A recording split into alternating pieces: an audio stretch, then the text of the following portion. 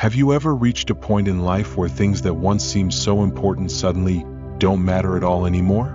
Well, something unexpected happens around the age of 61. Suddenly, the world looks different. You begin to realize how much energy you've spent on things that never really brought you happiness.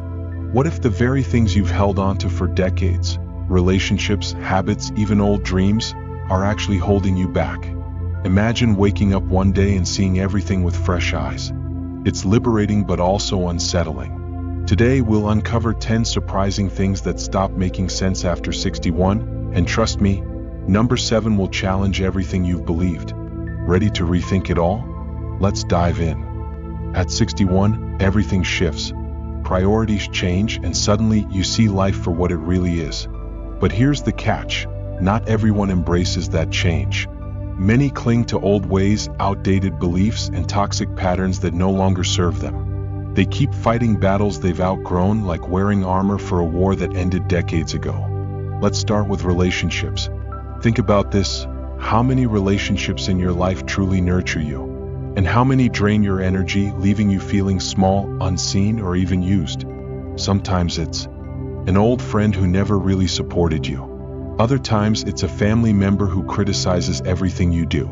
By 61, you've earned the right to step back and ask, why am I still holding on to this? Take Linda, for example. For years, she stayed close to a childhood friend named Mary out of loyalty. But Mary never celebrated Linda's successes, always dismissing her dreams as silly or unrealistic. Linda tolerated it for decades until one day it hit her. Why am I giving my energy to someone who doesn't respect me? At 62, Linda finally walked away from that friendship. And you know what? She felt lighter, like she'd been set free. The same goes for outdated goals. When you were younger, success might have been climbing the corporate ladder or buying the perfect house. But do those goals still bring you joy? Or are they just old echoes of who you used to be? Here's a twist to think about. Sometimes we chase outdated goals not because they still matter, but because we fear looking like we've given up. Take John, a retired marketing executive. He spent his entire 50s trying to start a business he didn't even love anymore, just because he felt he had to prove he wasn't done yet. He finally asked himself, what am I really chasing? Turns out, what John truly wanted wasn't more success. It was peace, time with his grandchildren, and mornings without pressure. But here's the controversial part. Letting go isn't always about quitting. Sometimes it's the bravest thing you can do. Society doesn't always celebrate that kind of courage. We're often told to push through no matter what. But life at 61 and beyond isn't about endurance. It's about intention. Let's talk about material possessions. By now, many of us are surrounded by stuff. Closets filled with clothes we'll never wear again. Cabinets packed with dishes no one uses. Basements overflowing with memories we can't even sort through. But here's the truth. The stuff that once gave us joy can quietly turn into clutter that weighs us down. Picture Paul and Diane, a couple in their early 60s. Their house was their pride and joy for years, a big 4-bedroom with a yard full of flowers. But as time went on, maintaining it felt like a full-time job. Paul found himself spending every weekend fixing something, and Diane felt trapped by the constant cleaning. They finally asked the hard question, are we keeping this house because we love it or because we're afraid of change? They made the tough decision to downsize to a smaller, simpler space. And you know what happened? Their weekends became theirs again. No more endless chores. No more weight of stuff they didn't need. Paul started painting again, something he hadn't done since his 20s. Diane joined a hiking group. For the first time in years, they felt truly free. And speaking of freedom, how many of us still worry about what others think? At 61, isn't it time to stop living for someone else's approval? Have you ever held back from doing something because you were afraid of judgment? Maybe it's the way you dress, your decision to retire early, or how you spend your money. Here's the reality: people will always have opinions. But the good news is, their opinions don't define you. Imagine how much lighter life would feel if you let go of that pressure. You've spent decades proving yourself to the world. What if this chapter of life was all about proving something to yourself? This stage of life isn't a time to shrink. It's a time to expand. to step into the fullest version of yourself and let go of anything that doesn't bring you joy or peace. And that's what we'll explore next: how to take back your life by letting go of those old beliefs and habits that no longer serve you. Here's a tough question. How many relationships are you holding on to just because you feel you should? Maybe it's that old friend who criticizes everything you do but still calls every month, or a family member who always leaves you feeling drained and unworthy. Society teaches us that we should hold on to family and long-term friendships no matter what. Family is everything, they say. But what if that relationship is causing more harm than good? Let me tell you about Barbara. For decades, she lived under the thumb of her older sister, Susan. Every family event was the same. Susan would criticize Barbara's life choices, mock her hobbies, and remind her of every mistake she'd ever made. Barbara stayed silent, thinking it was her duty to keep the peace. Family comes first, right? But then something changed. One day at a family dinner, Susan humiliated Barbara in front of everyone, again. Only this time, Barbara didn't just laugh it off. She looked around the room and realized no one was coming to her defense, not even her own kids. Barbara stood up, calmly placed her napkin on the table and said, "I'm done." And just like that, she walked out, not just from the dinner but from years of emotional abuse. She chose herself for the first time in decades. Now, here's where it gets tricky. Barbara's decision wasn't met with applause. Some family members called her selfish. Others said she was overreacting. But what happened next surprised everyone. Barbara didn't crumble under the weight of their judgment. She thrived. She found new friendships in unexpected places, at a gardening club, at yoga classes. She discovered a peace she never thought possible. And slowly, even her family started to understand her decision. Her bold move inspired her daughter to set boundaries in her own toxic relationship. Barbara had broken the cycle. But not everyone sees it that way. Some will say, you can't just walk away from family or longtime friends. But here's the truth, they're not the ones living with the emotional scars. You are. The twist? Sometimes the hardest thing to do is not holding on, it's letting go. Letting go doesn't mean you're giving up on people. It means you're choosing peace over pain, growth over guilt, and love, real love, for yourself. So what's holding you back? Are you staying out of obligation, or because that relationship truly nourishes your soul? By the time you hit 61, your emotional energy is your most valuable resource. You've earned the right to protect it fiercely. Remember, letting go isn't always dramatic. Sometimes it's a quiet decision, a subtle shift where you stop returning that toxic person's calls or stop bending over backward to meet their demands. And suddenly, there's space in your life for new, supportive, and fulfilling connections. Imagine the freedom that comes from waking up each day without the emotional weight of a toxic relationship. It's not easy, but trust me, it's worth it. Let's be honest, some goals have an expiration date. The question is, how many of us are still chasing dreams that no longer fit the person we've become? Think about it. Maybe it was the dream job you once had in your 30s, a career milestone you never hit, or that perfect retirement plan you mapped out years ago. At the time, those goals made sense. They were part of who you were back then. But here's the twist. What happens when those old dreams no longer match your new reality? Take Gary, for example. In his 40s, he was determined to open his own restaurant. He spent years saving money and planning every detail. But life got in the way, family obligations, unexpected health issues, and changing priorities. By the time he turned 62, he still hadn't opened that restaurant. At first, Gary felt like a failure. He thought, if I let go of this dream, does that mean I wasted all those years? But one day, while having coffee with his wife, something clicked. She asked him a simple question. Do you still want to run a restaurant, or do you just feel guilty for not doing it? Gary paused. He realized he didn't actually want the restaurant anymore. What he really wanted was a slower pace, a life where he could cook for friends at home, travel without worrying about managing a business, and spend more time with his grandkids. So he let the dream go.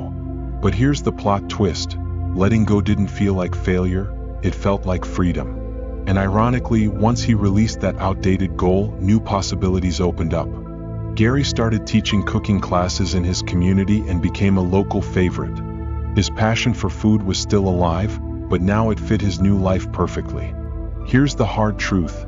We're often told to never give up, but nobody tells us that it's okay, even necessary, to pivot. Goals aren't meant to be set in stone. They're meant to evolve with us. Think about the goals you once had. Do they still bring you joy? Or are they just habits at this point, things you pursue out of routine or pride? Maybe you once dreamed of climbing the corporate ladder, but now you'd rather spend your mornings in the garden than in a boardroom. Maybe you wanted to retire with a certain amount of money in the bank, but now you realize time is more valuable than another zero on your balance sheet. The twist here? Letting go of outdated goals doesn't mean you've failed, it means you've grown. It means you've listened to the person you are today, not the person you were 20 years ago. Ask yourself this: what's one goal you've been holding on to that no longer serves you? Could it be time to let it go and make room for something new? Here's something we rarely talk about: how the things we own can quietly start owning us. Over the years, it's easy to accumulate, well, everything. Furniture, clothes, knickknacks, sentimental items, even things we no longer remember why we kept. It fills our homes, then slowly starts taking up space in our minds and hearts. But here's the plot twist: holding on to too much doesn't preserve our past, it can weigh down our future. Take Helen and Mike, a couple who lived in the same house for 40 years. Their home was a treasure trove of memories: old toys from when their kids were young, stacks of photo albums, boxes of clothes that hadn't been worn in decades. They kept everything, believing it was their responsibility to preserve their family's history. One weekend, their daughter Sarah came to visit. As they sat in the cluttered living room, Sarah looked around and said, "Mom, Dad, are you happy living like this?" The question hit them harder than they expected. They realized they hadn't been happy for a long time. The house had become more of a museum than a home, a constant reminder of the past but a barrier to enjoying the present. They made a bold decision: to downsize and declutter not just their house but their entire lives. They donated what they no longer needed, passed family heirlooms to their kids, and kept only what truly brought them joy. And the twist? Once the clutter was gone, they didn't feel empty, they felt free. Suddenly there was space to breathe, to think, and to dream again. Mike turned the spare bedroom in their new, smaller home into a painting studio. Helen joined a book club and reconnected with her love for reading. Here's the surprising truth: we often keep things because we think they define us. But in reality, the memories don't live in the things, they live in us. Letting go of physical items doesn't erase the past. It makes room for new experiences and fresh beginnings. Now, this isn't about throwing away everything you own and living like a minimalist monk. It's about being intentional. Look around your home. How much of what you see truly adds value to your life? Does that oversized dining table still serve its purpose, or is it just taking up space? Do those closets filled with clothes you haven't worn in years reflect who you are today? Ask yourself, if I let this go, would I miss it or would I feel lighter? You'd be surprised at how often the answer is lighter. The twist here? Decluttering isn't about loss, it's about gaining clarity. It's about creating space for the next chapter of your life, a chapter that's filled with freedom, not clutter. Let's face it, we live in a world that worships youth. From anti-aging creams to cosmetic procedures, society tells us that wrinkles and gray hair are something to fix, not embrace. But here's a question: when did aging become a problem? For decades, many of us spent hours trying to fit into society's impossible beauty standards, dyeing our hair, chasing weight loss goals, and worrying about every wrinkle that appeared. We're told to do whatever it takes to look younger, as if aging is something to be feared. But here's the twist: what if aging is a gift, not a flaw? Let me introduce you to Carol. She was 58 when she decided to embrace her naturally gray hair. It wasn't an easy decision. Her friends warned her she'd look old or tired. Her daughter even suggested highlights to soften the transition. But Carol was tired of fighting nature. She wanted to feel authentic. At first, the reactions were mixed. Some people were supportive, others not so much. But something unexpected happened. Carol didn't just change her hair, she changed how she saw herself. Once she stopped trying to hide her age, she felt powerful. For the first time in years, Carol didn't worry about whether she looked young enough. She focused on how she felt, healthy, vibrant, alive. And that confidence radiated more beauty than any dye job ever could. The twist here? Society doesn't celebrate natural aging, but it should. Every wrinkle tells a story. Every silver strand is a testament to the life you've lived. Why hide that? But don't get me wrong, it's not about letting yourself go. Taking care of your body is still essential. Staying active, eating well, and getting enough rest are crucial. But there's a big difference between nurturing your body for health and obsessing over looking 20 years younger. Here's another way to think about it. Imagine you're at a family gathering. Which memory will stick with your loved ones longer? The joy on your face as you laugh with your grandkids, or whether your skin looked perfectly smooth in photos? True beauty isn't about erasing age, it's about embracing it. It's in your kindness, your wisdom, your laughter. It's in the way you carry yourself and the love you share with others. Ask yourself this: what if I stopped worrying about how I look and started focusing on how I feel? Imagine the freedom. No more hiding. No more pressure. Just you, authentic, real, and beautiful in ways that no wrinkle cream could ever replicate. The twist: when you stop chasing the illusion of youth, you discover a deeper, more lasting beauty, one that has nothing to do with appearance and everything to do with who you truly are. How often do you find yourself saying yes to things you don't actually want to do? Social events, family gatherings, community obligations. You show up because you feel you should, not because you want to. At a certain point, though, you have to ask yourself, is this bringing me joy or is it draining me? Take Margaret, for example. 4 years, she attended every family reunion, community fundraiser, and neighborhood event out of obligation. The problem? She dreaded most of them. These gatherings often left her feeling exhausted and disconnected, yet she kept showing up because she didn't want to disappoint anyone. But after turning 63, something clicked. One day, after leaving yet another overwhelming social event, Margaret looked in the mirror and thought, why am I doing this to myself? Here's the twist. What if saying no to what drains you is actually the most loving thing you can do, not just for yourself but for those around you? Margaret decided to make a change. She set boundaries, prioritizing the social activities that truly nourished her spirit. Quiet coffee dates with close friends, nature walks, or evenings spent reading a good book. The surprising part? No one got as upset as she thought they would. Sure, a few people questioned her at first, but most respected her honesty. And the few who didn't? Well, they probably weren't worth the emotional energy in the first place. The truth is, life after 61 isn't about pleasing everyone. It's about living authentically. You've spent decades attending every event, keeping up appearances, and meeting expectations. But now it's your turn to be selective. Imagine how freeing it would be to choose your social interactions intentionally. To say yes only to the things that light you up and no to the things that feel like a chore. Here's the real twist. You might fear that pulling back will isolate you, but often the opposite happens. When you stop scattering your energy across every social event, you have more time and space to cultivate meaningful connections, the kind that truly enrich your life. The next time you're faced with an invitation, ask yourself, am I doing this out of love and joy, or out of guilt and obligation? If it's the latter, give yourself permission to decline. You're not being rude, you're being honest. Remember, time is your most precious resource. Spend it with people who make you feel alive, not drained.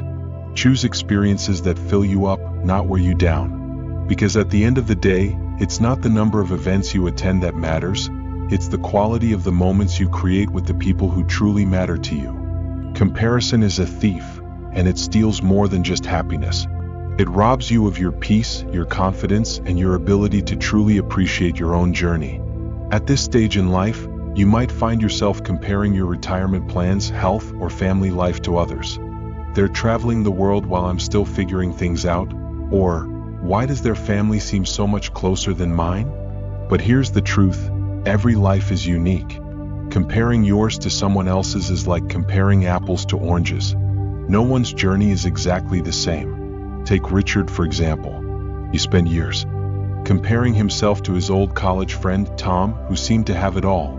A bigger house, a thriving business, perfect family vacations.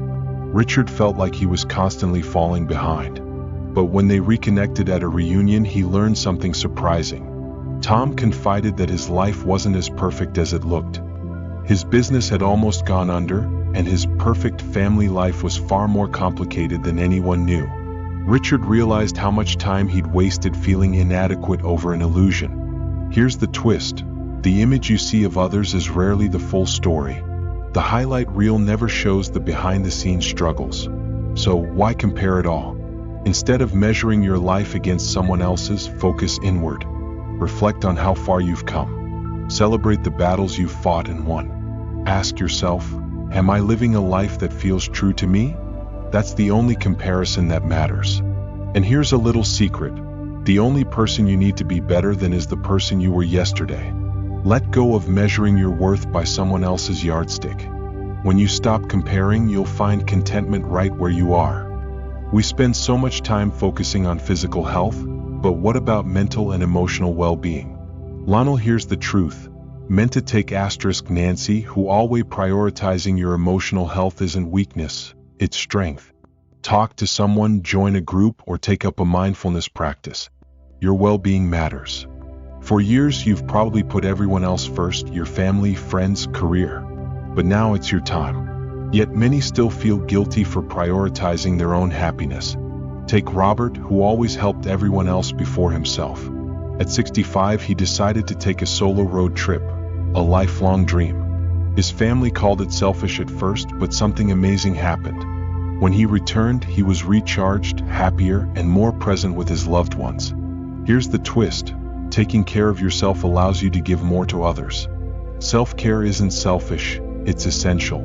You've earned the right to prioritize your happiness without apology. Let's talk about the big one, fear of the future, especially fear of death. It's natural to feel anxious about the unknown, but letting that fear control you robs you of the present. What if, instead of fearing the end, you saw it as a reason to live more fully? Take Alan, who spent years worrying about his health and future. Then one day he made a choice, to live every day like it was a gift. He started small, morning walks, reconnecting with old friends, learning to cook. His life became richer, not because he controlled the future, but because he embraced the present. Here's the twist. Accepting life's uncertainty isn't giving up, it's freeing. Each day is a chance to celebrate what you have right now. Life after 61 isn't about shrinking. It's about expanding into the fullest version of yourself. It's about letting go of what no longer serves you and embracing what truly brings joy and peace. Toxic relationships, outdated goals, comparison, and unnecessary obligations, they weigh you down. But the moment you release them, you create space for new experiences, deeper connections, and true happiness. Ask yourself, what's one thing you're ready to let go of today? Is it a relationship that drains you? A goal that no longer excites you? Or maybe it's the fear of how others see you. You have the power to redefine your life right now. It's never too late to start living with intention, joy, and freedom. Thank you for watching all the way to the end. If this resonated with you, comment yes below. And if you've already started making changes, share your story. It might inspire someone else. Remember, this stage of life is a gift. Embrace it fully and let go of anything holding you back. You deserve nothing less than a life filled with meaning, love, and peace.